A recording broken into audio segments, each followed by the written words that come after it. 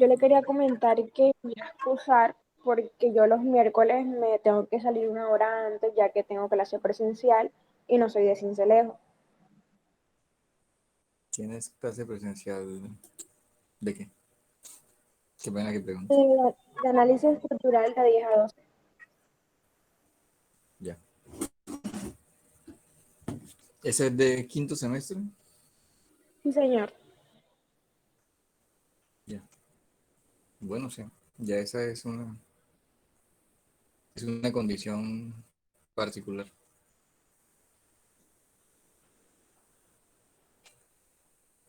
Kate, no te preocupes, yo hoy subo los videos pendientes. No te preocupes por eso. Vale, gracias, Víctor. Profesor, disculpe, Bueno, para rectificar, ¿qué es lo que entra dentro del este es el parcial? de 22. Listo. Entonces, ¿dónde estábamos nosotros? Estábamos por acá. En análisis probabilístico. O sea, nos falta el análisis probabilístico. Esto pues no es sino más a manera de información, porque son unas fórmulas pues, que ya están preestablecidas y con las cuales uno puede hacer los cálculos. Y uno puede hacer los cálculos de tal forma pues, que uno pueda entender lo que pasa. ¿Cierto? ¿Qué diferencia hay entre el análisis probabilístico y el determinístico? Que en el determinístico pues se decía, quiero saber cuántos vehículos van a pasar en tal momento, o van a llegar a ser servidos. A diferencia de ese, en el probabilístico simplemente se dice que cuál es la cantidad que se espera, o cuál es el porcentaje que se estima, o mejor dicho, cualquier otro tipo de estimación. Entonces, aquí en este modelo, ¿cierto? Análisis probabilístico en esta parte, uno tiene que evaluar dos costos, un costo de espera y el costo de servicio. ¿Ya? O uno quiere conocer qué es cada uno de ellos. Entonces, el costo de espera es el costo que tiene el cliente por esperar. ¿Ya? Entonces, ese costo de tiempo de oportunidad es como cuando uno va llegando al paradero y uno ve cómo se aleja la buseta. Entonces, uno le tocó esperar otra vuelta, ¿cierto? Lo que se llama el headway, que es el tiempo en el cual va a pasar la siguiente buseta. Si es una hora pico, pues posiblemente sean 5 o 10 minutos, 3 minutos, porque hay muchas busetas en hora pico. Si es una hora valle, te tocará esperar 15, 20 minutos a que pase la siguiente buseta. ¿Ya? Hay sociedades muy organizadas en ese sentido. Por ejemplo, en Europa hay buses que pueden salir vacíos, no como acá en Colombia, que no, es que no sale porque no se llenan. La ruta sale y debe pasar por cierta estación a cierta hora. Eso no cambia. Vaya vacía, vaya llena, vaya como vaya, tiene que pasar. Entonces, eh, cuando yo tengo un sistema que está basado, ¿cierto? En que tiene un bajo costo de espera, allí pues existe una importante fuente de competitividad. ¿Ya? Cuando hablan de costo de servicio, perdón, es el costo de operación del servicio brindado. ¿Ya? Este sí es fácil de estimar. ¿Por qué? Porque el otro es cuánto creo yo que vale mi tiempo. Entonces cada persona tendrá una expresión subjetiva de lo que cuesta su tiempo. ¿Ya? Mientras que este otro pues es más fácil. El costo del servicio, si es un transporte, cuánto valen las llantas, cuánto vale la gasolina, cuánto vale el aceite, cuánto le pagas al conductor, ¿ya? Cuánto vale el lavado del vehículo, o sea, todo lo que implica costos para poder hacer el servicio se tendrán allí. Entonces,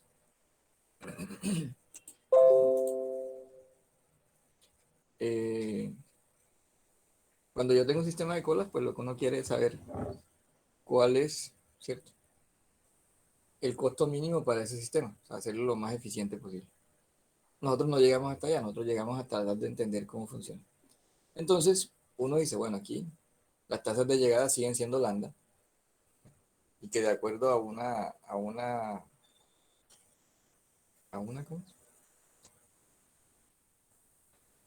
A una nueva lectura que dice, pues le vamos a llamar Q.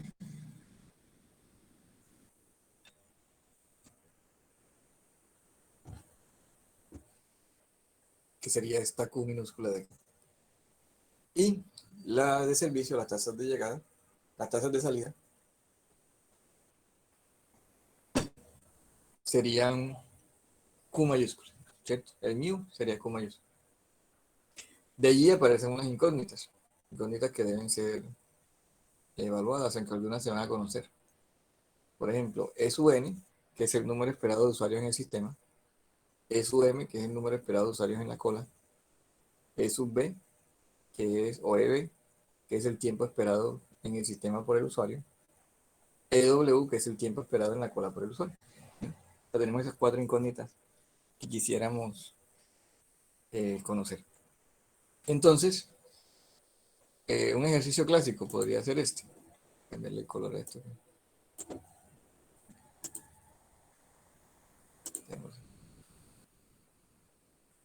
Si yo quiero saber cuál es el número de clientes que está en cola, que espera en cola, yo voy a decir que ese es EM.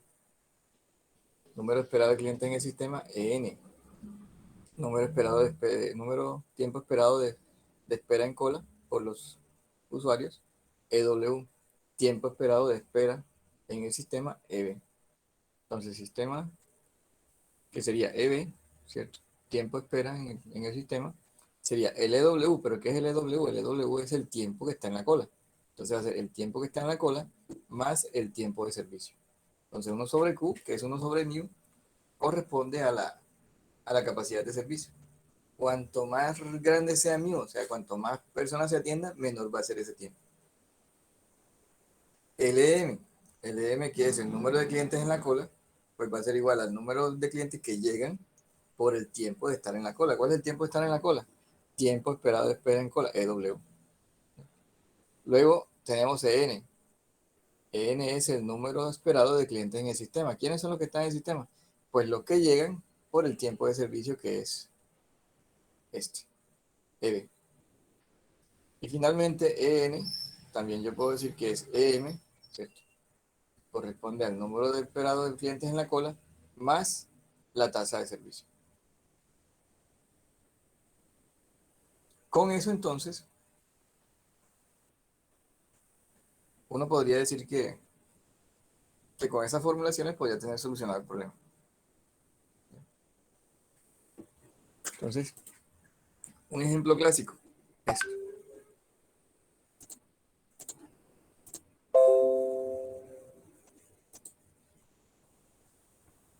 si yo tengo esto, que voy a suponer que tengo una estación de gasolina a la cual llega en promedio 45 clientes por hora, que tiene una capacidad en promedio de atender 60 personas por hora, y se sabe que en promedio los clientes se demoran 3 minutos en la cola. Uno quisiera saber cuáles son las características de ese sistema. Entonces, primero, uno puede decir, bueno, como son 45 clientes los que llegan en una hora, el tiempo de atención o la tasa de atención es de 0,75 clientes por minuto. ¿Ya? La tasa media del servicio, Q, que sería el mío, como son 60 clientes por hora, sería 60 sobre 60, un cliente por minuto. Entonces llegan 0,75 y se atienden 1. ¿Qué significa eso? Que la tasa de atención está por encima de la tasa de llegadas. Eso hace que el sistema no se vaya a saturar. Si el sistema fuera saturado, pues ya tendríamos otras formulaciones.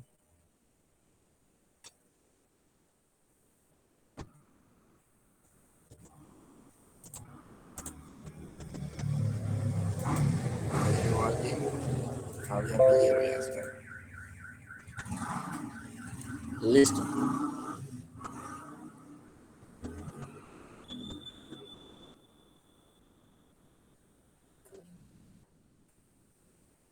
Entonces, lo que vamos a decir es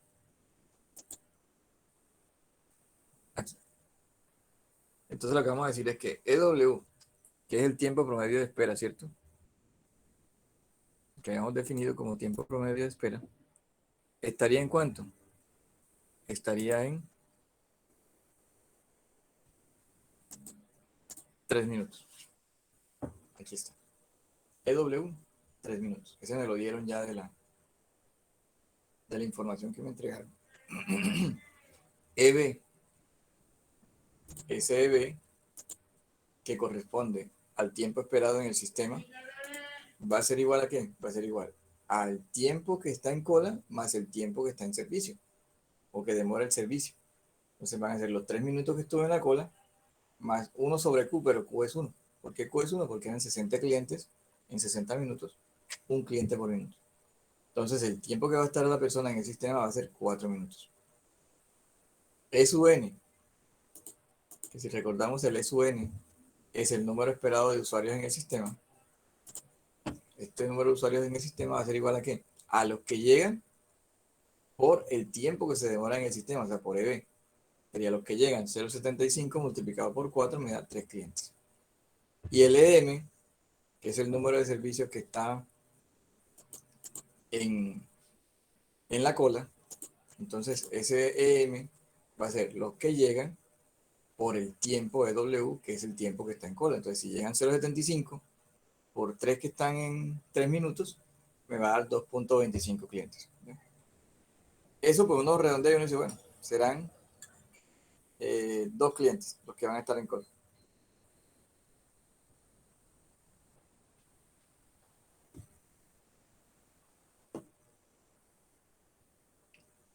Miren que son ejercicios simplemente de identificación de variables y de resolución.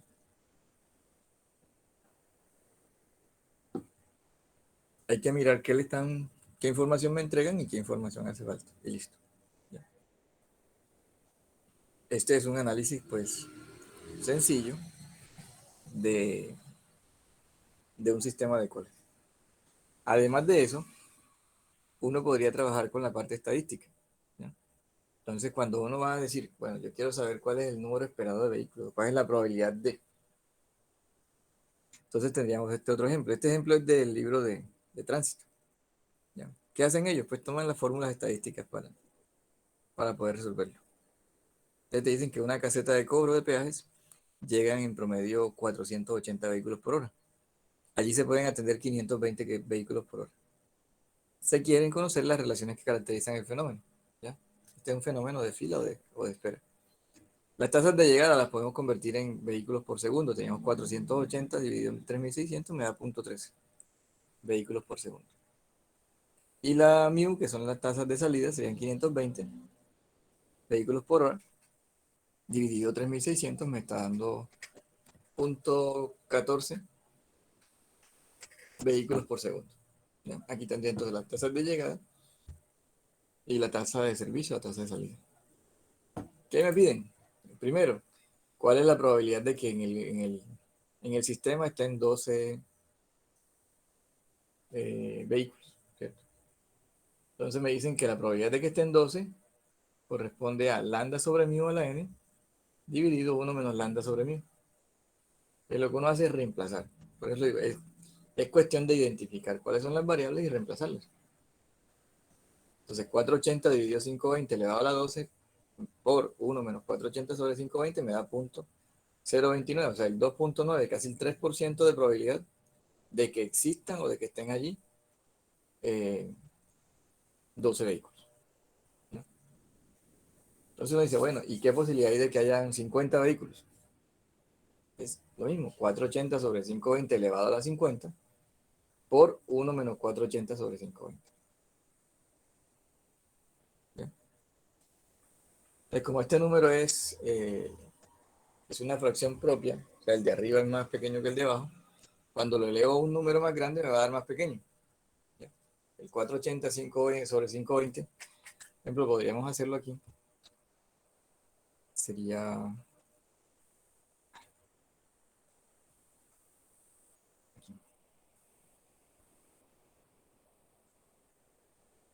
48 dividido 52 y eso lo elevamos a la 50 y lo vamos a multiplicar por 1 menos 48 dividido 52. Me quité los ceros. Miren que me da 0,0014. Que si yo tomara aquí la probabilidad de que lleguen 50, de que estén 50 vehículos en cola. ¿Ya? Profe, por favor, repita la operación que hizo. Es No, 40 solamente y... cambié, No, no, solamente sí, cambié, sí, 48 sobre 52, pero ¿por qué lo elevó a la 50? porque vamos a tomar 50 vehículos. La probabilidad de que haya 50 vehículos en la cola, Ah, ok. ¿ya? Que sería 48 sobre 52 elevado a la 50 multiplicado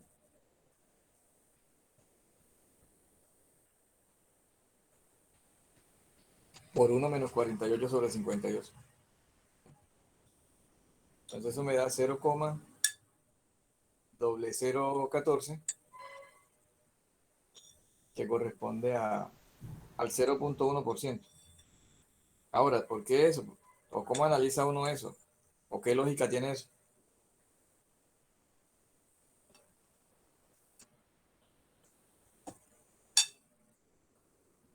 Esto, voy a colocar la calculadora por acá. ¿Qué indica eso? Que si yo tengo un sistema que trabaja tan bien, de tal forma que tengo mayor capacidad que las llegadas, pues va a ser extraño de que haya una acumulación de una cola tan larga como de 50 vehículos. Si estamos hablando de un sistema de peaje, pues además de que hay que pagar, hay que sacudir a la gente rápido, o sea, sacar a la gente rápido. Entonces, de allí que estos sistemas, pues, traten de ser lo más eficientes posible.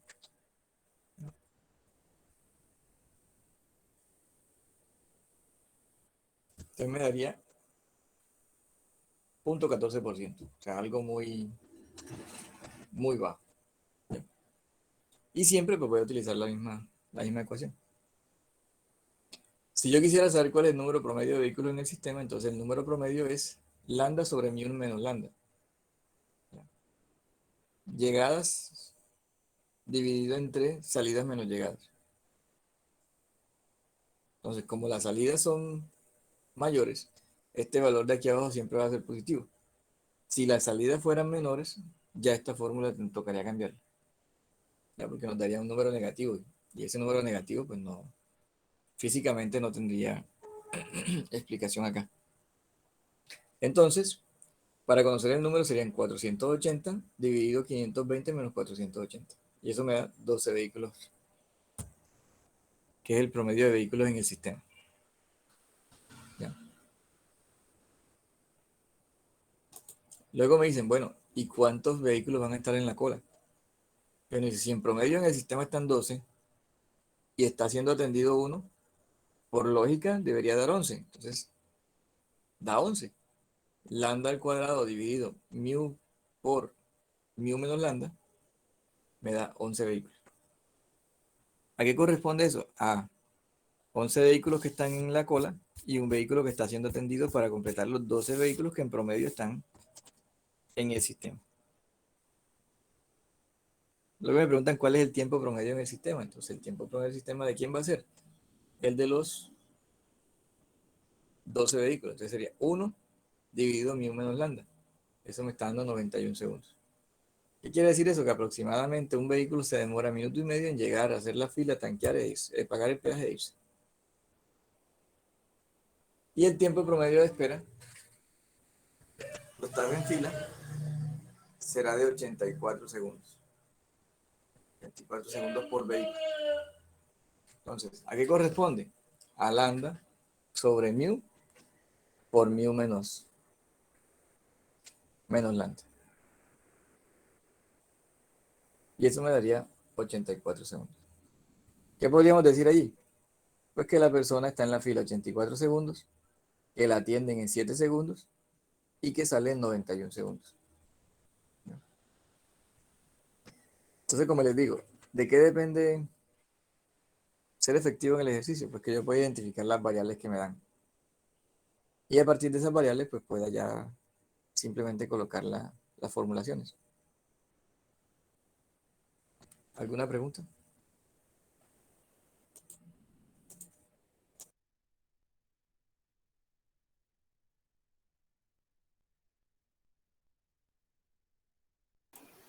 Profe, por mi parte hasta ahora no.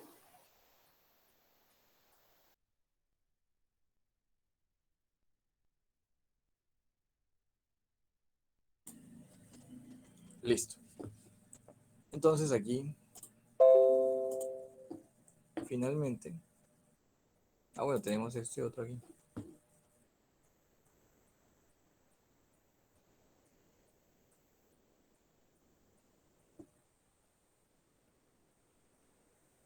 Que este sería un sistema MM1. No sé si se acuerdan, eso lo miramos en la última clase. Que decíamos que era un sistema de llegadas markovianas, salidas markovianas y con un solo operador en el sistema. ¿Bien? Entonces me dicen que una estación de verificación puede atender en un camión cada 5 minutos. Si es uno cada 5 minutos, entonces el Q, este de acá, será 12. Porque por hora, si es cada 5 minutos, en una hora podrá atender 12 vehículos. Y las llegadas son 9 por hora. Aquí está Q, 9. O sea, este es lambda 9 y mu 12. ¿La relación cuál es? Lambda sobre mu, 0,75. O sea, es como una capacidad. ¿Sí? Es un porcentaje de uso. Se está trabajando al 75%. Entonces me dicen, es UN o N, 3 clientes. EM, 2.25 clientes. EB, 0.33 horas. EW, 0.25 horas. ¿Qué se quiere además conocer? Se quiere conocer cuál es la probabilidad de tener 0 clientes en el sistema. Entonces, para tener 0 clientes en el sistema, voy a venir acá, voy a tomar esta formulita, la voy a pegar aquí. Entonces, ¿qué hago? Lambda sobre mu elevado a la n sobre 1, por 1 menos lambda sobre mu. Entonces aquí sería 9 sobre 12 elevado a la 0. Lo voy a hacer por acá en Paint.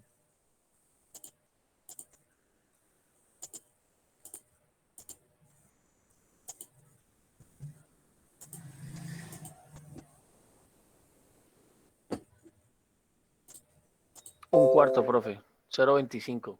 Entonces aquí está. Vamos a sacarlo de aquí. Profe, pero tengo una pregunta ahí con respecto a esos datos. ¿De dónde salió ese 2.25 clientes? De los cálculos.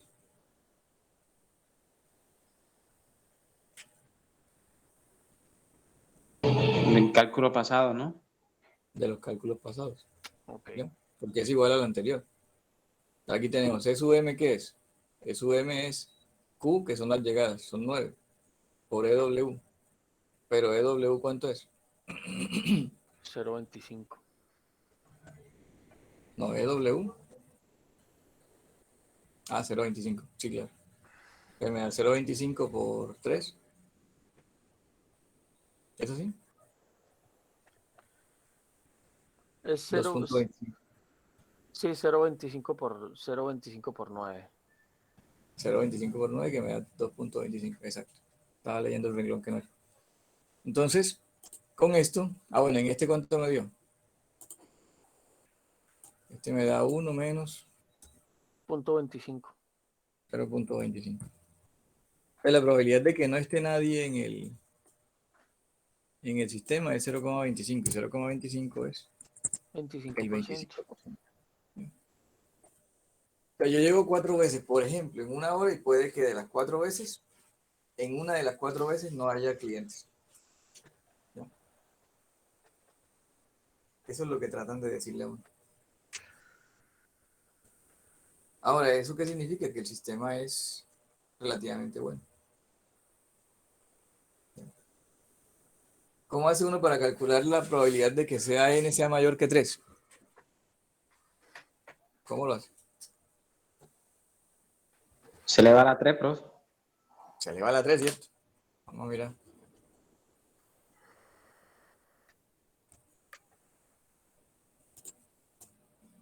Entonces yo diría aquí, voy a coger este, control V, me voy aquí, y voy a cambiar este, que el mouse hoy no me está ayudando.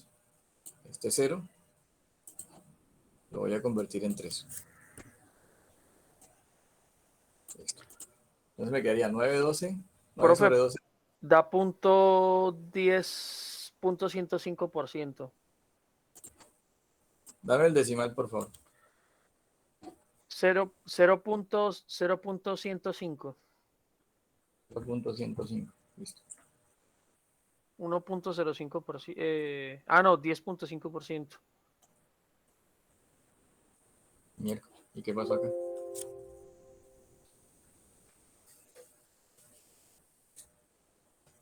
Pero dice, profe, dice mayor que 3, o sea, se puede tomar Ah, cualquier valor mayor que 3. se puede tomar mayor valor que 3. 5. Exactamente. Pero si da mayor que 3 da menor, porque mire que lo estoy haciendo con 4, da 7.9%. A medida que aumenta el exponente, el porcentaje se reduce. Claro. ¿Y entonces qué pasó ahí? 0.05 a 10.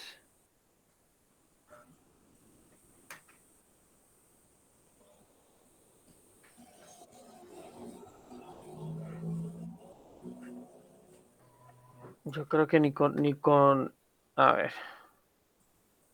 No, siempre que se vaya haciendo más grande, se va haciendo más pequeño el resultado porque el cociente se va aumentando. sí, por eso, pero la pregunta es, o sea, supuestamente según lo que tiene el profesor ahí da 0.32 y sabiendo que si le aumentan el exponente, el porcentaje se va reduciendo. Sí. ¿Qué pasó entonces? Sí, eso quería decir que entonces el servicio es bueno porque es muy poco probable que vas a encontrar colas de tantos vehículos. Exactamente. Profe, pero eso lo sacó del libro, profe, perdóname la pregunta. Sí, claro.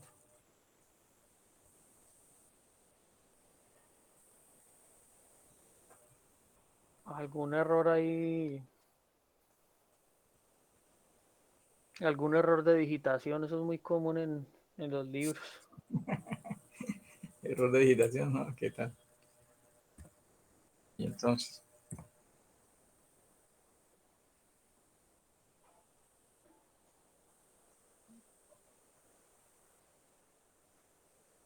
Sí, hay una inconsistencia porque entonces en todo caso, entre menor sean los carros, pues mayor va a ser la probabilidad. Hay algo raro ahí en esa ecuación, en verdad. vamos a buscar el libro.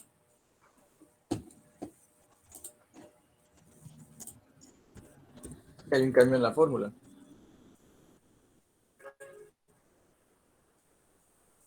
Ya se las voy a mostrar.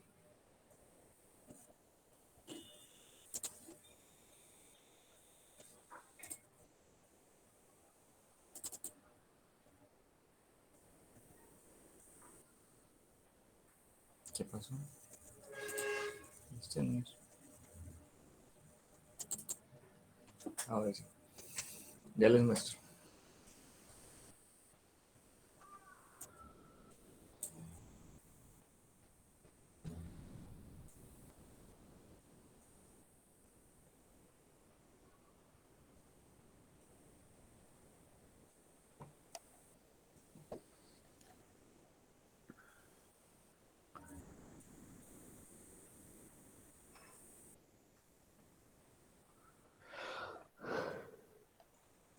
Permítame un minuto y ya les muestro.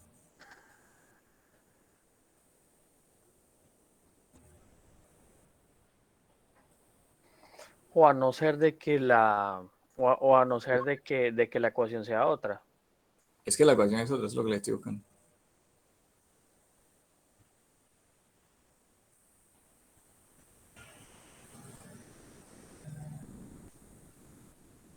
Aquí está. Entonces, ¿qué es lo que uno tiene que hacer? Inicialmente, cuando le dicen que uno va a tener cualquier número mayor que, ¿cierto? Entonces, lo que hace es que tienes que sumar todas las probabilidades que hay, ya en sumatoria de todas las probabilidades que están por encima de un K. Entonces, en ese momento, se trabajaría así. Probabilidad de que n sea mayor que k. Entonces la sumatoria de todas las probabilidades, ¿cierto? De Pn, o sea, las mayores, pero cuando n igual k. Eso igual a que a lambda sobre mu a la k, multiplicado por la probabilidad de que no haya nada, dividido por k factorial, 1 menos lambda sobre mu k. ¿Ya? Entonces se volvería una expresión factorial. Sí, trabajas con el factorial porque lo que hace es que vas a decir cuántas posibilidades de que hayan 3, 2 y 1. O sea, el k que sería 3, 2 y 1. ¿No? Porque recuerden, es como si yo hiciera algo así. Voy a más o menos a tratar de ilustrarles la situación.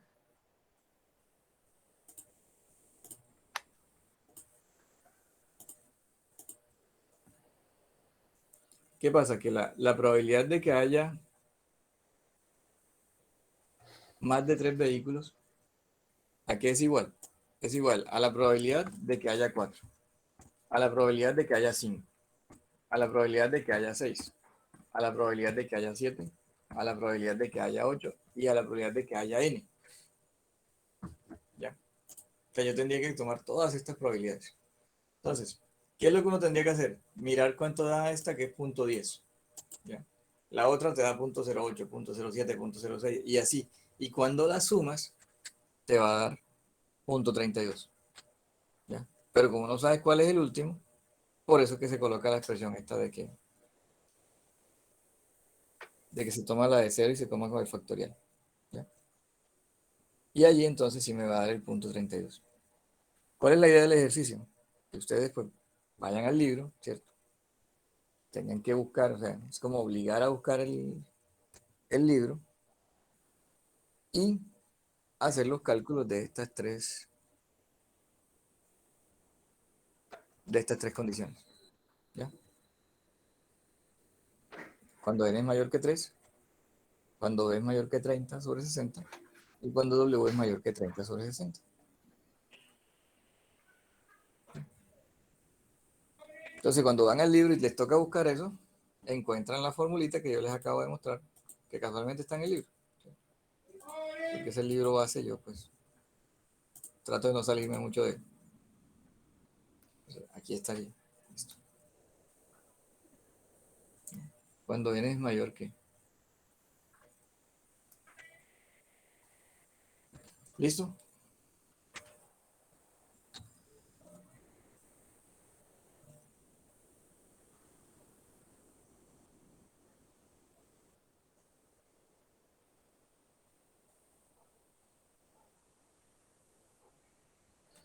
Interesante.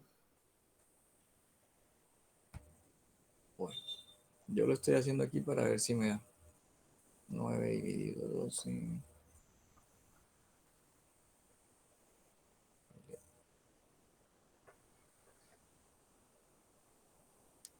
Dividido 3.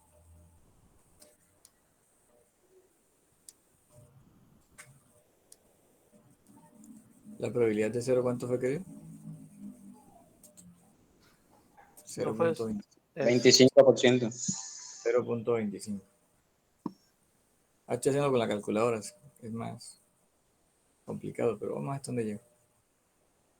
Y el factorial lo voy a hacer 3 por 2 por 1. Para que sea más fácil. Profe, pues si tiene la calculadora ahí, la calculadora misma tiene el símbolo de factorial. No, sí, pero como estoy escribiendo en un renglón, escribí el factorial de 3, 3 por 2 por 1. ¿Ya? Para que me sea más fácil y así pienso menos. 9 dividido 12 por 3.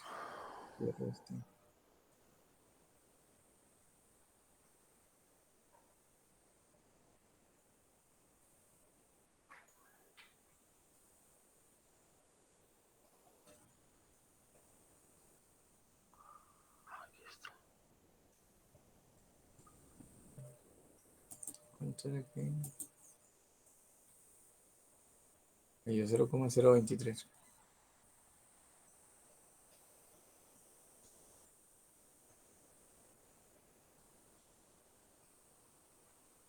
Me faltó un. No me dio. Pero no sé si los paréntesis estén completos. Entonces, ¿cuál es la idea? La idea es que ustedes lo revisen, ¿cierto? Y que lo puedan sacar estas respuestas que ya están acá. ¿Ya? P para n mayor que 3.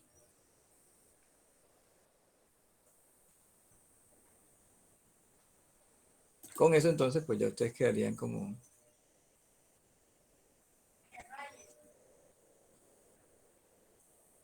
¿qué? Como organizados, ¿cierto? Para llevar a cabo todos los cálculos.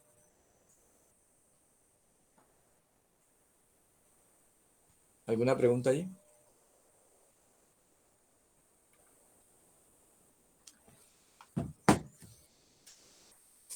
En resumidas cuentas, la idea es que a partir de esto puedan ir al texto y leer la parte de análisis probabilístico de líneas de espera.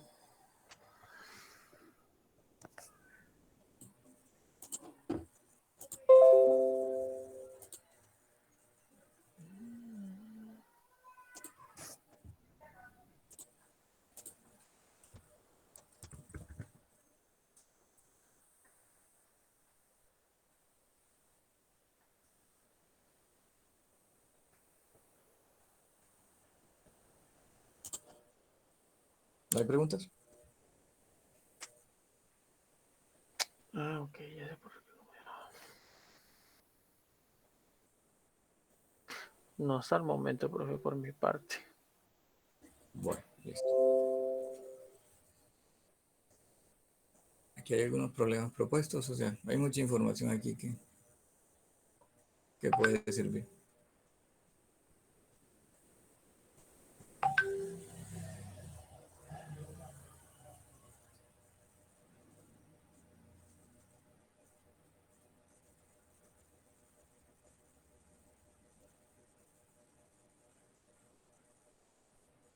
Bueno.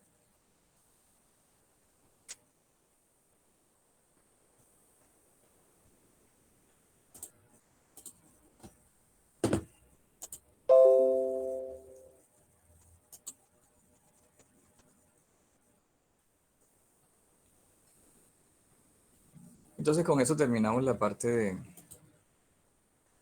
de congestionamiento. Congestionamiento y cuellos de botella. Luego de esto, pues tendríamos que pasar la parte de capacidad y niveles de servicio. En un par de minutos mientras yo cargo la otra presentación para borrar todo esto que tenía por acá. Profe, esta de capacidad y niveles de servicio también entra parcial. No, eso está congestionamiento. Hasta esto que acabo de finalizar. Sí, señor. Es que la clase pasada, pues, era muy complicado en la primera clase hacer las dos cosas, entonces preferí partir la de hoy en dos para terminar y arrancar la otra. Listo.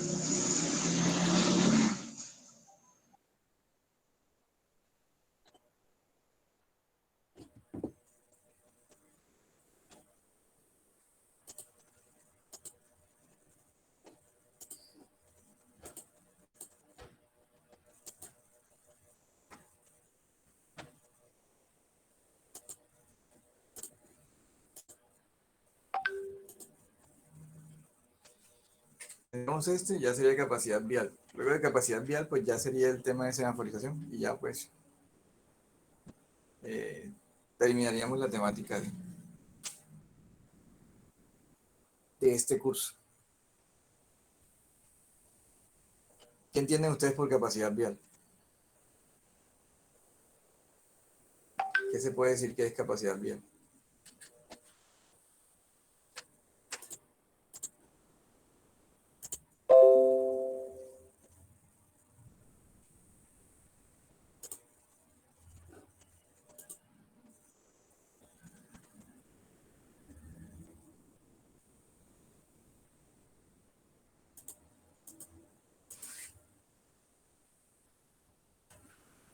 ¿Quién me dice? Profe, como Cantidad de vehículos que pueden circular por una carretera.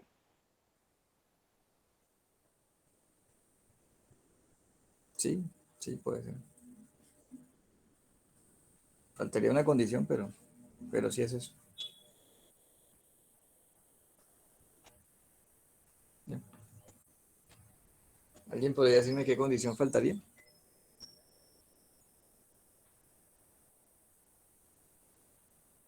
Vamos aquí en la lista a ver quién está por acá. Jesús Barragán. Dígame, profe. Luisa dice que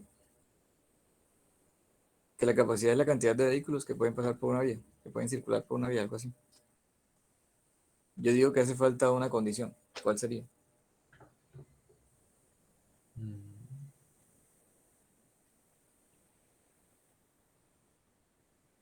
No ¿Cuál sé sería esa decirle. condición?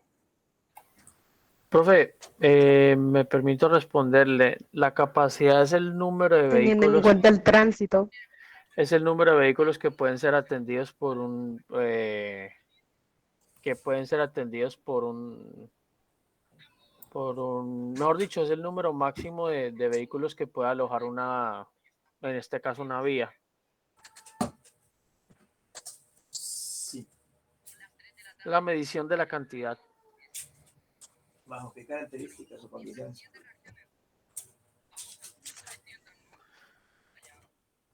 Mm,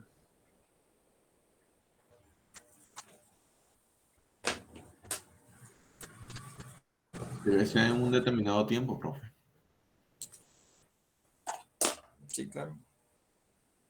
¿Pero con qué características?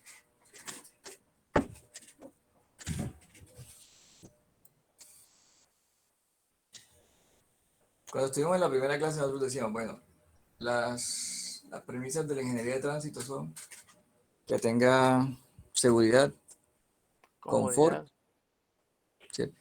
Y economía. La economía definida desde varios puntos de vista, que yo gaste menos, gaste tiempo, gaste todo menos. ¿Ya?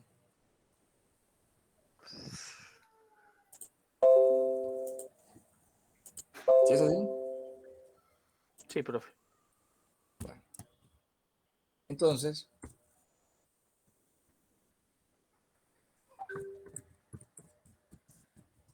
cuando yo digo de la capacidad,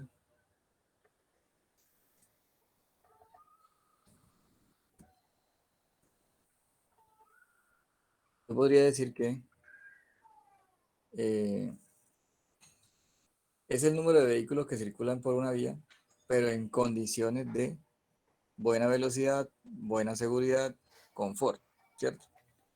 Porque si yo digo que solamente cuando estoy circulando por la vía, puedo ir circulando por la vía, pero puedo ir a 10 kilómetros por hora. Y esa velocidad, pues, es muy, muy mala. ¿Ya?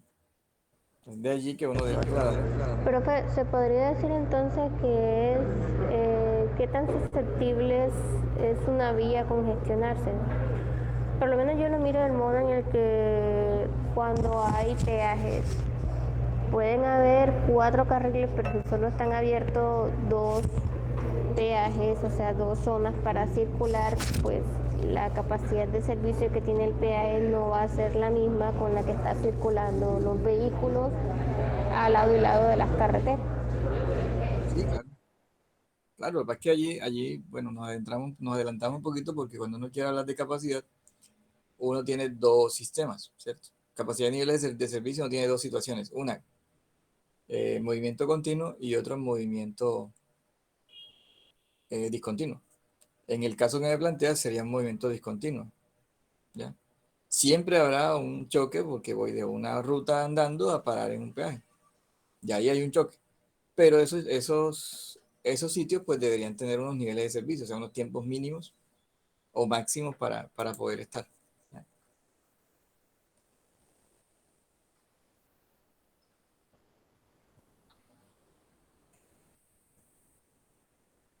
Entonces, uno diría, la capacidad es el número de vehículos que puede circular por una vía en buenas condiciones de velocidad, seguridad, confort. ¿Ya? De allí que podamos pensar en que se deben definir las condicionantes para poder entender, ¿cierto?, cuál es el verdadero concepto de capacidad. Entonces, esa capacidad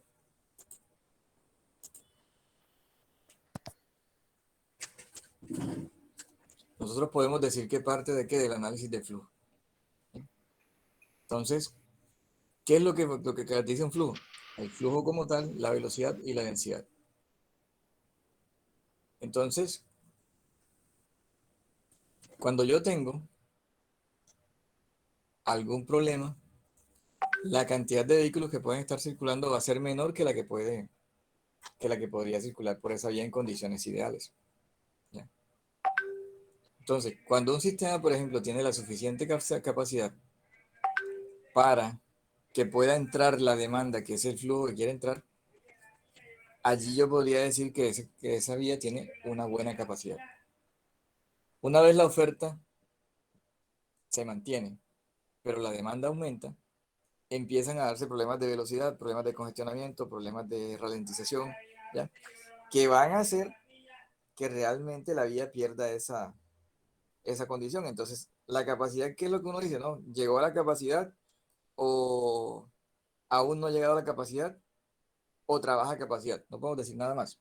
Por eso es que es importante ahí aunar el concepto de nivel de servicio. Cuando la capacidad se cae, uno dice, bueno, es que ya la capacidad está siendo rebasada de tal forma que el nivel de servicio pasó de A, B, C a D. Ya, su nivel de servicio va a caer, decae. Y es la misma carretera, ¿ya?, la misma vía. De allí entonces, uno dice, cuando hay flujos vehiculares que son inferiores a la capacidad, ¿ya?, pero son velocidades bajas y densidades altas, yo voy a tener un problema y es que la operación va a ser forzada. ¿Por qué? Porque va a haber mayor número de vehículos que los que podemos atender.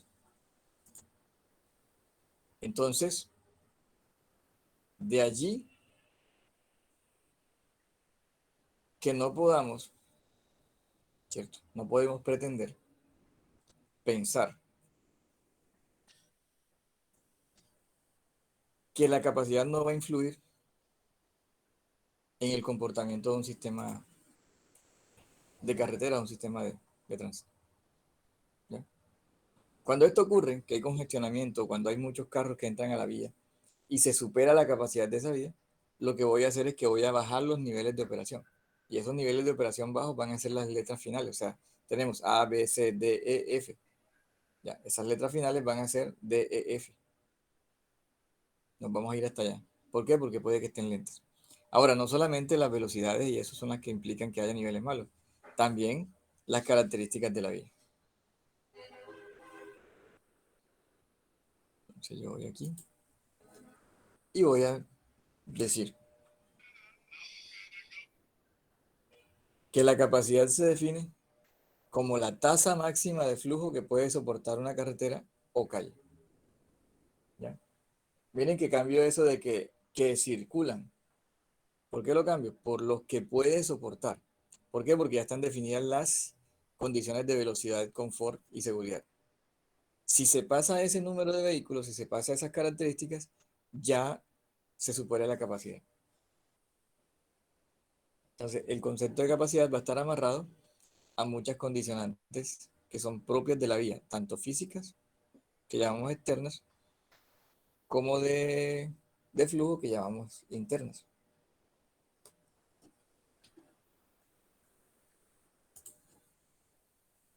Entonces, ahora sí, la capacidad en una infraestructura vial es el máximo número de vehículos que razonablemente, ¿ya? Miren que ya cambio aquello de que tenga velocidad, que tenga seguridad, que tenga confort, no, que razonablemente pueden pasar por un punto o una sección de un carril o una calzada durante un intervalo de tiempo. ¿Ya? Que hay que aclarar que eso es bajo las condiciones que son prevalecientes de la vía. o de la infraestructura vial, ¿ya? Con todo lo que tenga la vía, con demarcación, con pares, sin pares, con rugosidad en la superficie, con las curvas. Todo eso implica para uno poder definir un buen concepto de capacidad. Normalmente los ejercicios de capacidad se hacen, o todo lo que está relacionado a los cálculos de capacidad y nivel de servicio, se van a tomar con periodos de 15 minutos, que era el que nosotros llamamos el Q15. ¿Por qué? Porque si yo tomo el Q15, cuando yo tengo el periodo de máxima demanda, si yo lo multiplico por 4, pues sencillamente tendríamos la hora de máxima demanda, ¿cierto? El volumen en la hora de máxima demanda. ¿Por qué? Porque uno dice, bueno, en un periodo de una hora pudieron pasar 20, 10, 15, 12. ¿Cuál fue el máximo? 20. ¿Ya? 20, 10, vamos a hacerlo en paño. Vamos a irnos aquí atrás.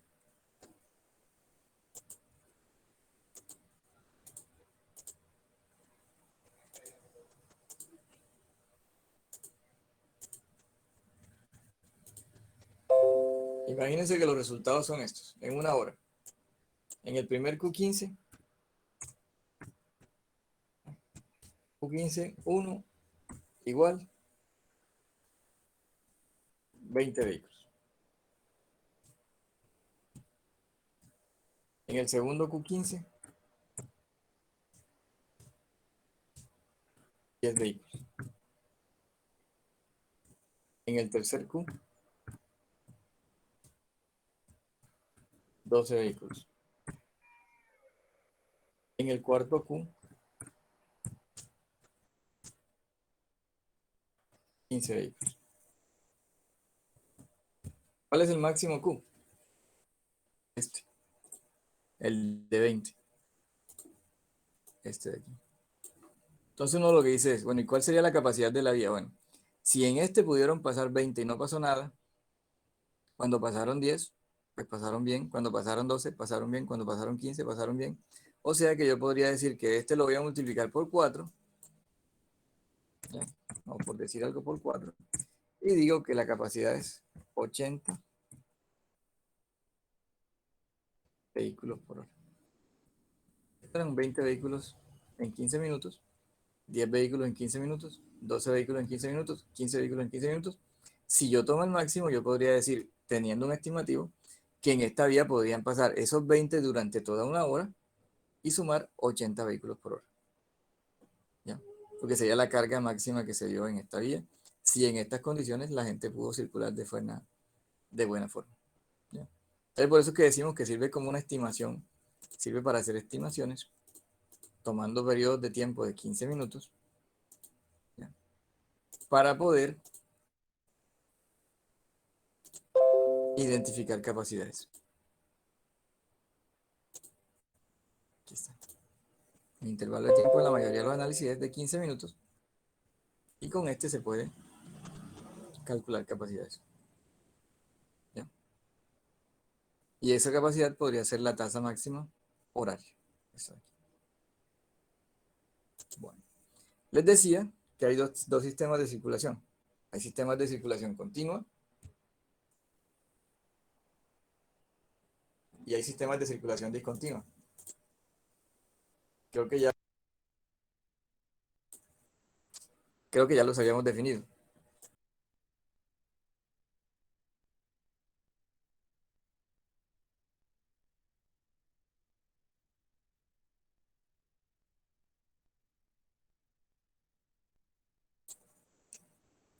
Entonces, continua, cuando yo tengo calles, carreteras que no tienen intersecciones, no tienen semáforos, no tienen señales de par. Discontinua, todo lo contrario, cuando tienen todos los elementos propios para parar. ¿Bien? Entonces ahí va a tener que señales de tránsito de pares, sea el paso, un semáforo. Esos son sistemas de circulación que son discontinuos.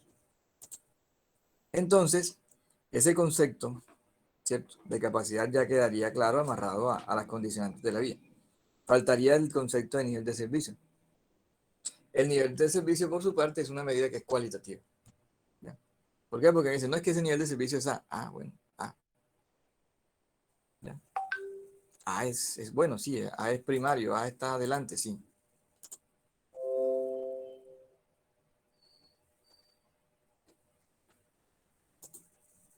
Entonces,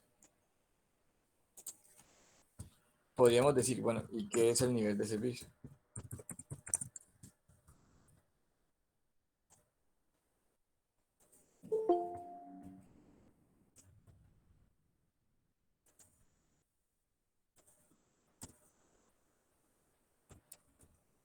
¿Qué me podría decir?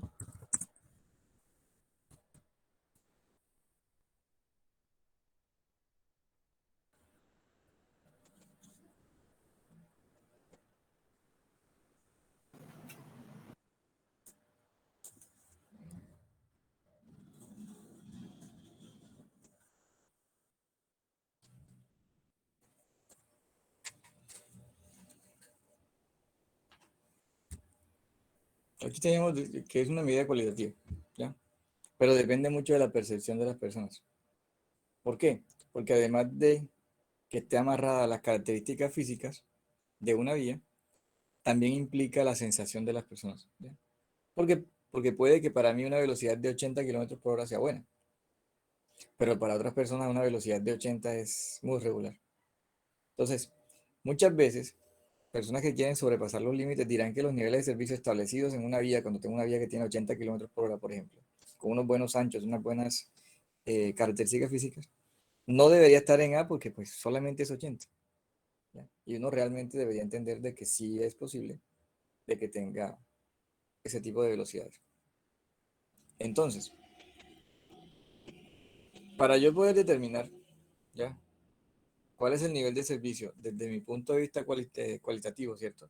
Lo que voy a decir es que, bueno, yo quiero saber cómo es la velocidad, cómo es el tiempo de recorrido, cuánta libertad tengo para hacer maniobras, cuál es el confort que me brinda la vía, cuál es la conveniencia, ¿cierto? Al momento de yo escoger una ruta para hacer el viaje y la seguridad social. O sea, son muchos factores los que se van a amarrar aquí para que uno pueda definir cómo va, cómo va a definir ese nivel de servicio, ¿ya?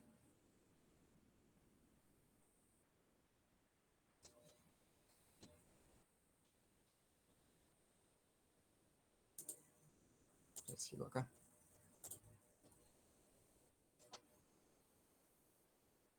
Uno tiene dos tipos de factores, ¿cierto?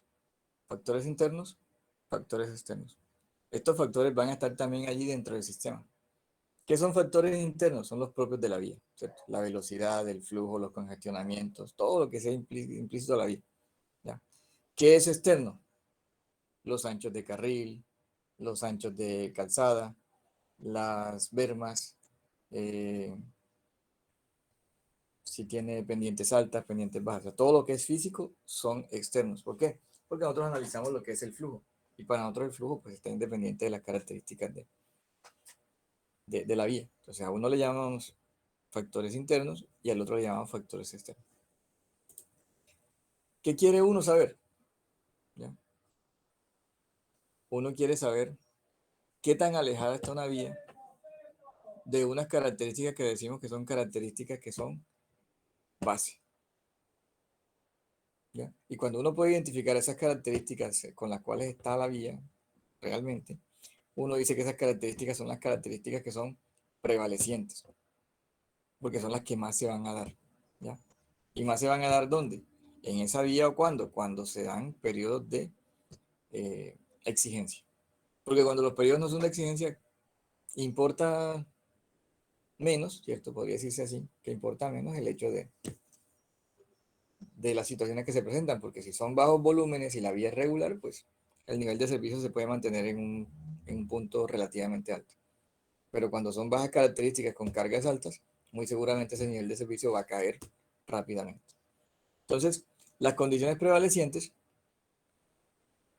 van a estar allí en la vía durante el periodo de análisis que uno realice, ¿ya? Entonces, pueden estar en mayor o menor medida dependiendo de cómo se analicen. ¿Qué condiciones prevalecientes existen? La infraestructura vial, ¿ya? Yo puedo llegar y mirar cuál es el ancho, cuál es la pendiente, cuáles son las bermas, ¿ya? Yo también podría decir las condiciones del tránsito. ¿Cuál es la composición del tránsito? ¿Cuántos camiones hay? ¿Cuánto porcentaje de vehículos hay? ¿Cuánto porcentaje de buses? ¿Ya? Y cómo son los movimientos direccionales. Entonces, todo eso son condiciones del tránsito, cómo se mueve el tránsito. Y finalmente voy a tener condiciones de los controles. ¿Cuáles son los controles? Los pares, los semáforos, ¿cierto? Ceda el paso, velocidades límites, la misma señalización, ¿ya? Prohibición o permiso para hacer giros. Todos esos controles son los que yo voy a poder tener en cuenta para yo poder definir cuáles son las condiciones prevalecientes. Ahora, ¿qué es lo que realmente se hace? Pues lo que realmente se hace es que se parte de unas condiciones base o condiciones ideales. La vía debería tener tal cosa, la vía debería ser de tal ancho, la vía debería tal, ¿ya? Y a partir de esas condiciones base, ¿ya? Hay que mirar cómo se ajustan a las condiciones prevalecientes.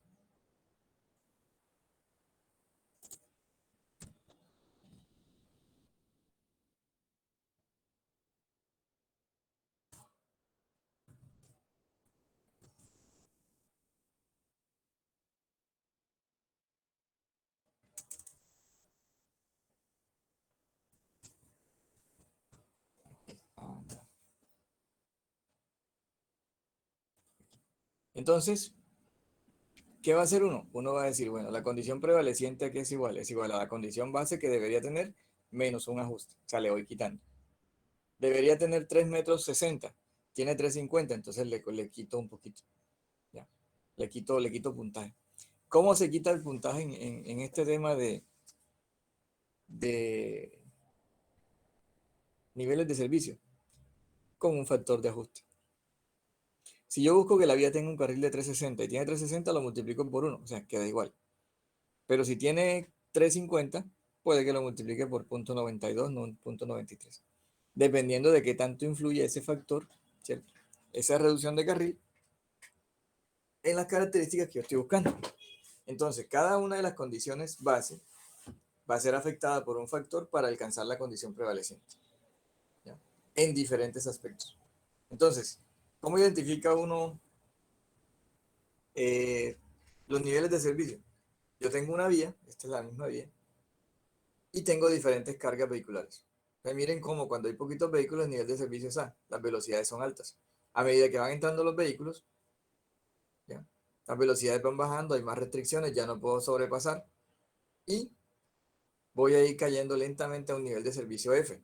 ¿Por qué F? Porque ya aquí no puedo hacer tantas maniobras, no puedo ir a gran velocidad y todo aquello que yo tenía aquí en la misma vía con pocos vehículos se va a comportar de esta forma con muchos vehículos.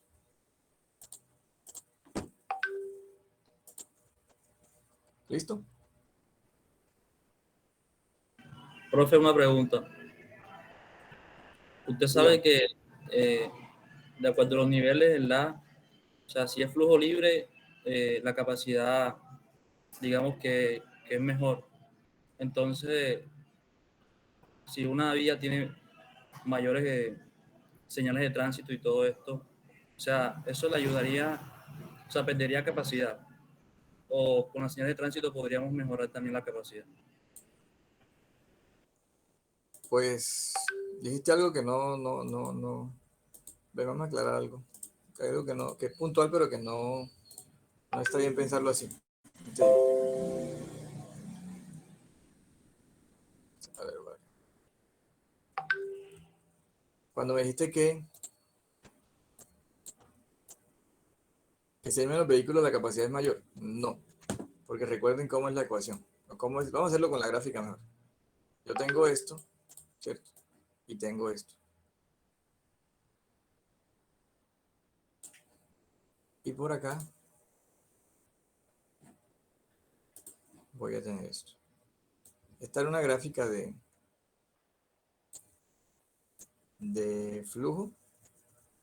¿Sí? Aquí que tenía yo, aquí tenía Q, ¿cierto? Que era el flujo. Y acá que tenía K. Esta montaña aquí central, o esta parte aquí central, esto que va de aquí hasta aquí, ¿ya? Sí o sí es la capacidad. Esta altura es la capacidad. ¿Ya? Este Q. ¿Por qué? Porque voy a decir que la capacidad es el Q max. El Q máximo es la capacidad. Entonces, independiente de que haya más o menor cantidad de vehículos, esta es la capacidad. Esto no va a cambiar. ¿Ya? Solo que cuando llega mayor cantidad de vehículos me aproximo a la capacidad, que es diferente. ¿Ya? Y me aproximo a la capacidad. Pero no varía la capacidad. La capacidad de la vía está dada ya. Depende de qué, de las condicionantes que se tengan, tanto internas como externas.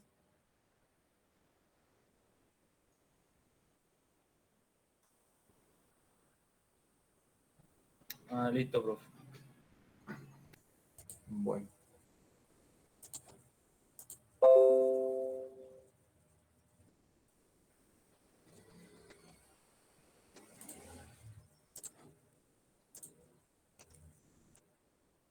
Bueno, aquí está.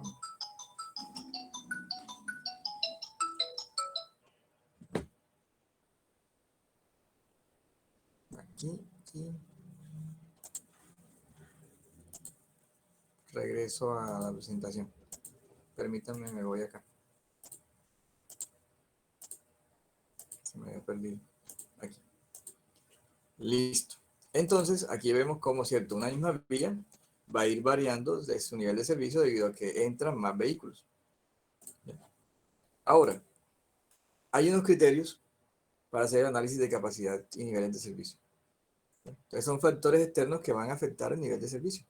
Son factores que son físicos, son factores que son medibles. Ya, tú puedes llegar y medir el ancho de un carril, el ancho de una berma, todo eso lo puedes medir. Y hay otros que son internos, que ya son propios de las variables del flujo del tránsito. ¿Ya? Mayor flujo, variaciones en el factor horario pico, cosas así que son propias de la vía. ¿Ya? Entonces, para todos esos cálculos uno utiliza el factor horario máxima demanda. Esto es un parámetro que le sirve a uno para uno ir identificando cómo es el comportamiento de la vía. ¿Ya? Y llegamos aquí. Acá. ¿Qué hace uno? Uno dice, bueno, lo que pasa es que yo tengo carreteras, ¿cierto? En las cuales yo debo aplicar unos criterios. Pero esas carreteras yo las tengo que dividir. Yo tengo que decir, bueno, tengo carreteras de una sola calzada de 2 carriles. Carreteras de multicarril con varias calzadas. ¿Cuáles se estudiaron mucho en Colombia debido a que hace poquito tiempo se cambiaron a dobles calzadas? Las carreteras de 2 carriles. Y siguen siendo importantes esas carreteras de 2 carriles. ¿Por qué? Porque resulta que estas carreteras normalmente tienen un carril disponible para circulación de ida y un carril disponible para circulación de venida. ¿Ya? Las características geométricas están definidas, pero muchas veces no se cumplen, al punto de que pues son carreteras que físicamente le falta jerarquía. Muchas, las bermas son muy angostas y las pendientes no son las mejores. ¿Ya? Entonces, en estas carreteras hay un gran problema y son los rebases. ¿Ya? Eso hace que las velocidades sean muy lentas. Hay que esperar un tramo donde yo pueda rebasar. Entonces, eso genera conflicto, que es lo que se ha tratado de solucionar con las carreteras doble calzada. Uno dice, bueno, ¿y cuáles serían las características generales? ¿Ya? Una medida de la efectividad, ¿cuál es? La velocidad. Si uno está en una carretera y esa velocidad se puede andar a gran velocidad o a buena velocidad, esa carretera es buena. ¿Ya? Entonces, uno lo que hace es salir en la carretera y va tomando los tiempos medios de viaje. Esos tiempos medios de viaje lo que le van a indicar a uno es qué tan buena o qué tan mala es la carretera. Hay unas características para este tipo de carreteras que son las características o las condiciones que son condiciones básicas. ¿Ya? Lo que debería tener. O cuando uno va para el colegio, uno le dicen, tiene que llevar el cuaderno de matemáticas, el cuaderno de español, el cuaderno de religión, un lápiz, un borrador, tan. Deje el lápiz. Bueno, usted ya no saca 5, sino que tiene 4.90. Acá es exactamente igual. Usted tiene anchura de carril igual o mayor a 360 metros. Esta es la norma general. ¿Ya?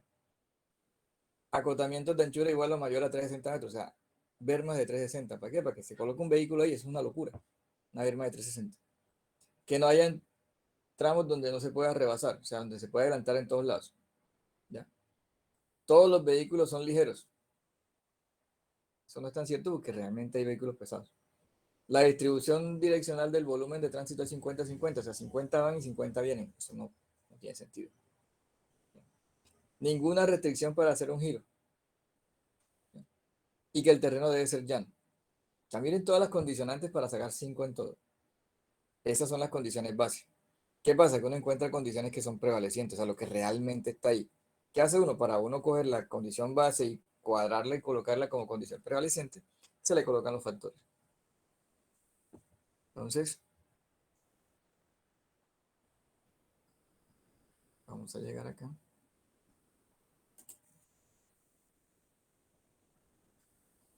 Y vamos a aterrizar en el método colombiano. En el método colombiano existe la definición de una carretera rural de 2 carriles como una calzada, ¿cierto? Que tiene un carril para cada sentido de circulación. Entonces, gran mayoría de las vías del país están en esta condición. Varias ya están migrando hacia vías multicarriles. Entonces, ¿cuáles son los parámetros que definen la calidad del servicio? Primero, la velocidad media de recorrido. ¿Ya? Entonces, ¿qué pasa? Que cuando tú sales y vas y llegas de un lugar a otro, lo primero que uno dice, bueno, la velocidad fue buena. Es una velocidad buena para circular. Profe, tengo una pregunta. Señor. Por ejemplo, quiero poner este ejemplo. Van a construir la otra calzada entre Caucasia y Cartagena. ¿Será que se pueden utilizar los mismos estudios de diseño geométrico de la calzada previa o hay que hacer nuevos estudios? Pues necesariamente primero que todo, estamos hablando de un tramo muy largo, ¿cierto? Primero hay que decir que, bueno, esa sería una ruta X, ¿ya? Y esa ruta hay que dividirla por tramos. Es una de las razones por las cuales uno dice que está en la ruta 25, tramo 14, que es el de Sincelejo, ¿cierto? Que es el que va desde Caucasia hasta Sincelejo. Hay que dividirlo por tramos porque las condicionantes son diferentes, ¿ya? Vas a ir de un terreno plano a un terreno ondulado, alguna cosa, ¿no? Sí, pero, o sea, me refiero, bueno, sí, Bueno, no, me faltó como hacer la salvedad. no, por eso, pero para ir hilando. Entonces, ¿qué pasa? Que si, perdón, todo desde Caucasia hasta Cartagena es terreno plano, listo, pero todavía sí es muy largo, ¿cierto? Por temas administrativos, por temas de manejo, también hay que sectorizarlo. Listo, ya lo tenemos sectorizado. ¿Qué pasa? Que hay que ver qué velocidades de diseño tienen esos tramos de carretera, ¿ya? ¿Por qué? Porque esos tramos de carretera en muchos lugares pasan por los pueblos. Independiente de que sean rectas y sean cualquier cantidad de condiciones geométricas, al entrar al pueblo, pues la velocidad se va a caer, ¿no? Pero lo ideal primero, sacarla de los pueblos y generar las variantes. Segundo, no se debe hacer, y es uno de los errores que se ha cometido mucho, que es copiar, ¿cierto? El que tengo al lado. Como si yo tuviera una línea en AutoCAD y le doy copiar, pegar o desplazar. Eso ha sido un error en algunos tramos, porque realmente se debe hacer un estudio en el cual, no sé si ustedes recuerdan la curva de rebombeo, ahí en la vía de Corozal a Sincelejo. Eso era una curva casi a 90 grados, ¿ya? Con 90 grados de delta, de flexión. Y en esa curva, pues la gente se estrellaba cada rato, que las velocidades obligaban a que, o las condiciones obligaban a que la gente quisiera ir a mayor velocidad, pero se salían de las curvas y se mataban, o se chocaban. Entonces ahí tocó hacer un rediseño total de toda la parte geométrica. ¿Por qué? Porque en ese punto no alcanzaba a llegar ni siquiera a los 80 kilómetros por hora. La curva era muy cerrada, entonces tocaba llevarla a un 240, 250 metros de radio, ¿ya? Para poder asegurar que llegabas al mínimo de 80 kilómetros por hora. Entonces, no tiene sentido, ¿cierto? Coger y copiar la que tengo y ponerla al lado. No. Hay que hacer un análisis de todo. ¿Listo? Entendido, profe, gracias. Bueno, entonces tenemos la velocidad media de recorrido. Uno va mirando cómo es la velocidad, ¿cierto? Es distancia recorrida sobre el tiempo promedio de recorrido. Y la utilización, ¿ya? Entonces, El grado de saturación es lo que uno dice, bueno, aquí le pueden meter 100 vehículos por hora en buenas condiciones. Están pasando 80, o sea que tiene una utilización del 80%. ¿Ya? Cuando las utilizaciones llegan a ciertos límites que pueden generar congestión, allí se caen los niveles de servicio. ¿Ya?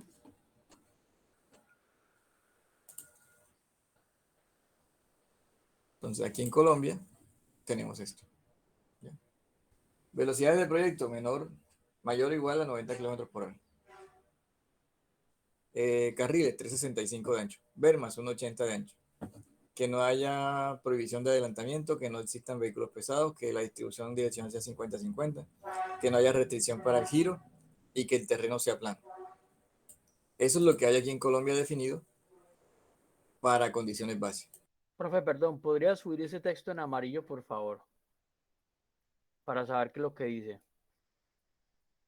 El que está al fondo. Según HCM 2000, la capacidad de las carreteras en 2 carriles está. Eso.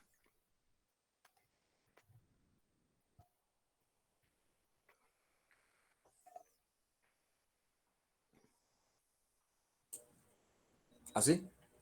Sí, profe, sino que no sabía qué era lo que decía el último texto. O sea, donde dice según HCM, la capacidad de las carreteras de 2 carriles tal. Eso es lo que quería, eso es lo que quería ver, profe. Gracias.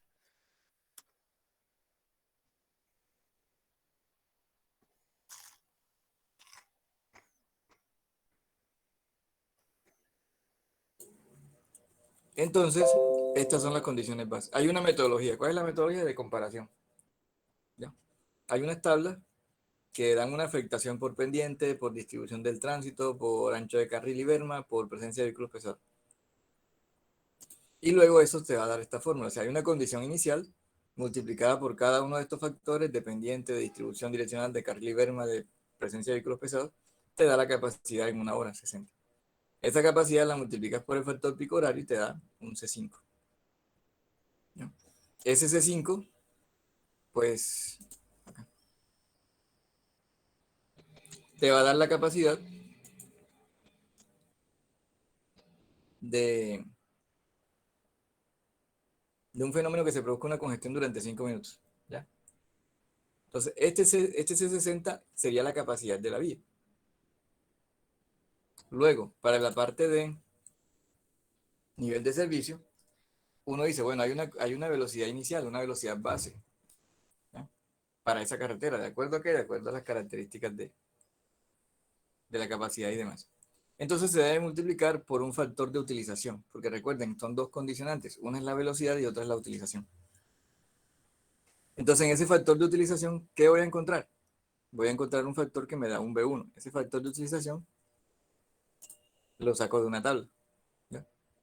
Seguidamente, ese B1 lo debo multiplicar por un factor de la subrasante, o de la superficie de rodadura, mejor, SR, y un factor de carril y berma, de anchos de carril y berma. ¿Para qué? Para que me pueda dar una velocidad 2. La voy afectando velocidades. Y luego voy a hacer una afectación por la presencia de vehículos pesados. ¿Ya? FP1 por FP2 me va a dar FPT. Me voy acá. Cuando multiplico ese B2 que tenía por FPT me da B3. Y ahí hago una comparación. Si B3 es menor que BC, que es la velocidad en la curva más cerrada, se debe determinar la velocidad media a partir de B3, o sea, sirve B3. Pero si B3 me da mayor que la velocidad en la curva, la velocidad en la curva más cerrada, se debe determinar la velocidad B a partir del procedimiento de la curvatura que lo limita, o sea, un segundo procedimiento. Entonces, aquí están unas tablas. En cada una de las tablas uno va entrando cuál es la pendiente, cuál es la longitud, el porcentaje de pendiente, cuál es la longitud de la pendiente, y allí va marcando. Por ejemplo, si tengo una pendiente de 2% y tengo un tramo que tiene 2 kilómetros de longitud, el factor sería 0.98. Profe, esas tablas están en el libro de Cali Mayor. No, porque este es el método colombiano y el de Cali Mayor es una versión mexicana gringa. ¿Y dónde se pueden encontrar estas tablas, profe? Esas están en internet, el método colombiano para niveles de servicio de vías de 2 carriles. Ok.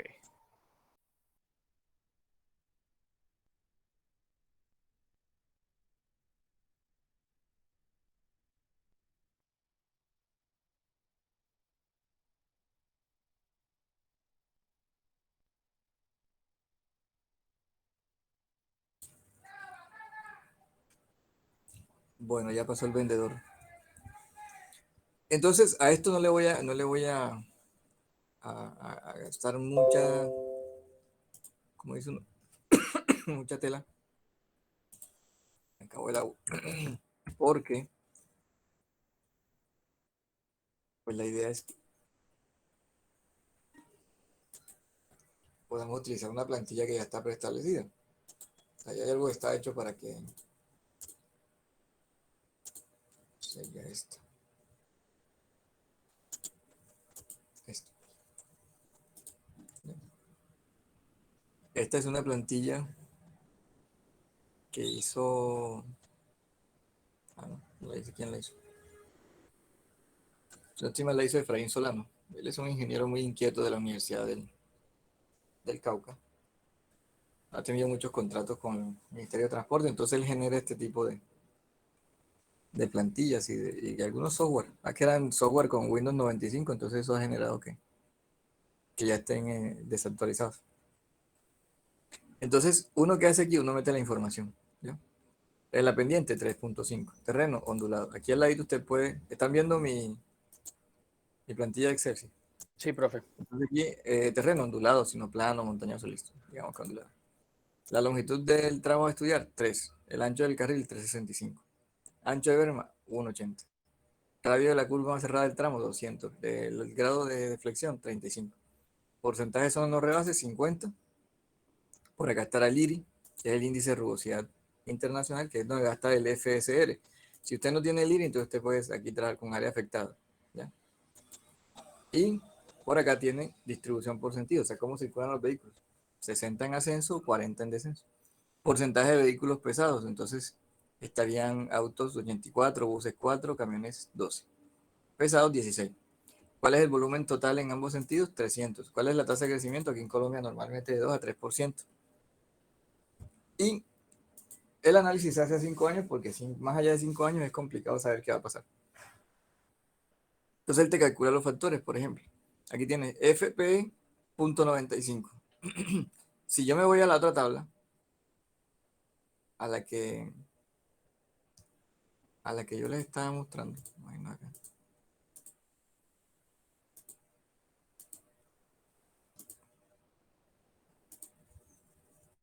Aquí. Entonces, ¿cuánto dijimos que era la pendiente? 2 kilómetros, 2%. Vamos a buscarla acá.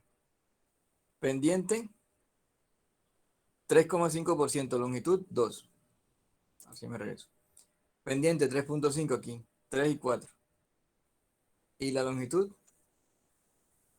aquí está, 2 kilómetros. Eso está entre .96 y .94. ¿Ya? Como era 3,5, está entre 3 y 4, entonces sería .95. ¿Sí me entendieron? Sí, señor. Es una interpolación. Eso es algo que no... Ya como les digo, la idea es no gastarle tanto a eso porque sencillamente es hacer unas interpolaciones en unas tablas dadas. Entonces ahí tendría un .95. ¿Qué es el que me aparece aquí? 0,95. Entonces tendré uno para el factor de pendiente, factor de distribución direccional, factor de carril y berma, factor de presencia de vehículos pesados, la capacidad base, como habíamos dicho, que era de 3.200 vehículos. Y entonces allí sencillamente tendríamos que la capacidad para una hora es de 2.175 vehículos por hora.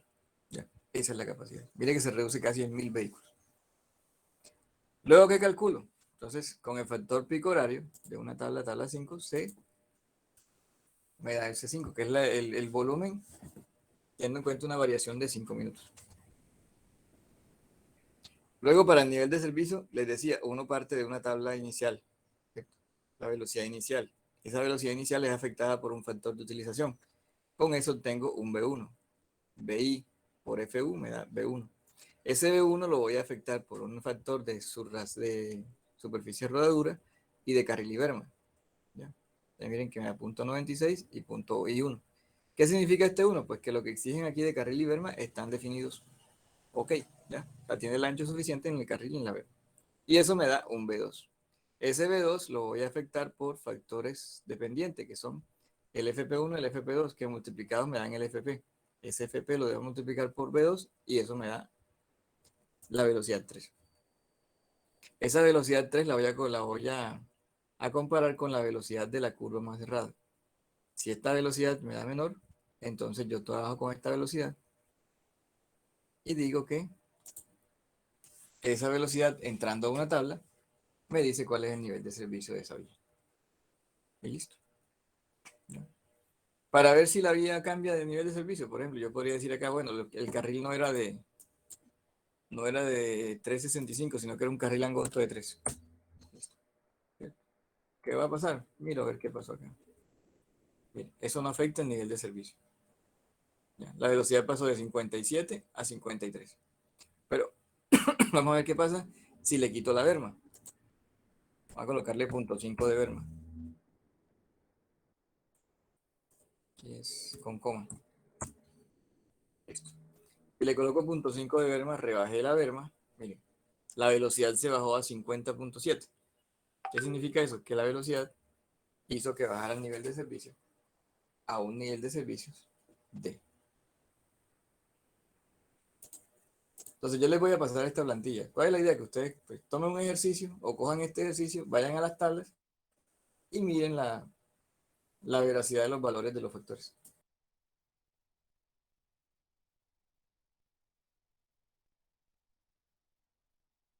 Profe, eso lo va a enviar ahora al final en WhatsApp, ¿cierto?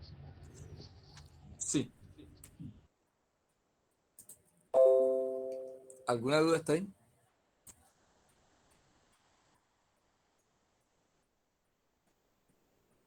Voy a mandarla una vez.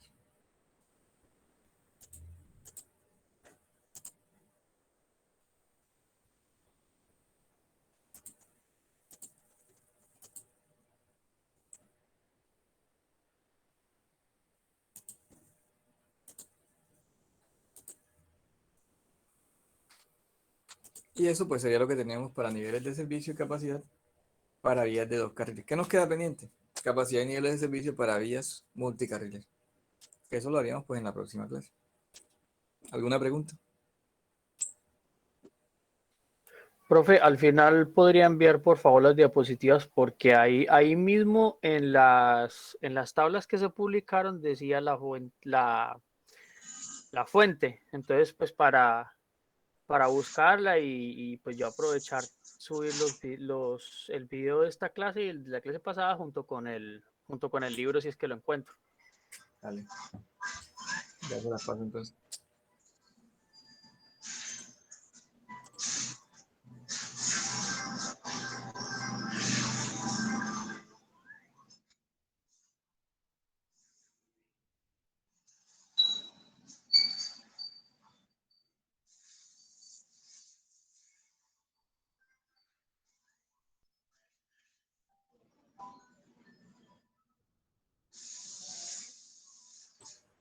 Bueno, ya les cargo. Si no hay más preguntas, o si no hay preguntas, Bueno, por el momento no.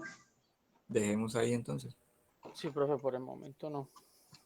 Solo Sí, queda estudiar y los Sí, parciales empezaron. Profe, eso le iba a decir, profe, en el caso de cualquier duda, ¿será que por correo se le puede hacer pregunta? Si es sí, claro. posible. Sí, Ya. sí, señora.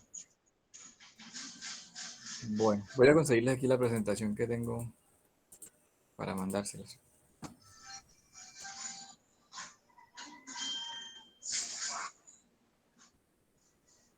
Que les mandé el de capacidad. Vamos a mandar eso.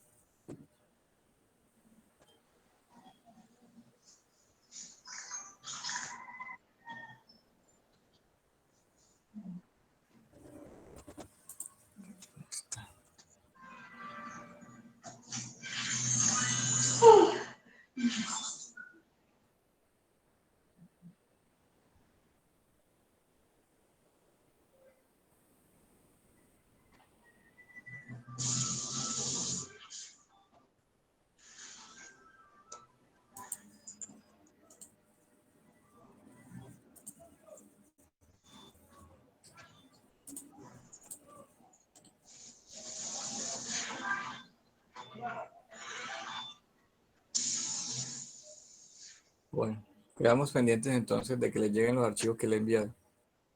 Listo, profe. Entendido. Listo, profe. Bueno, hasta luego. Que Gracias. tenga Bueno, buen día. hasta luego. Igualmente. Gracias, profesor.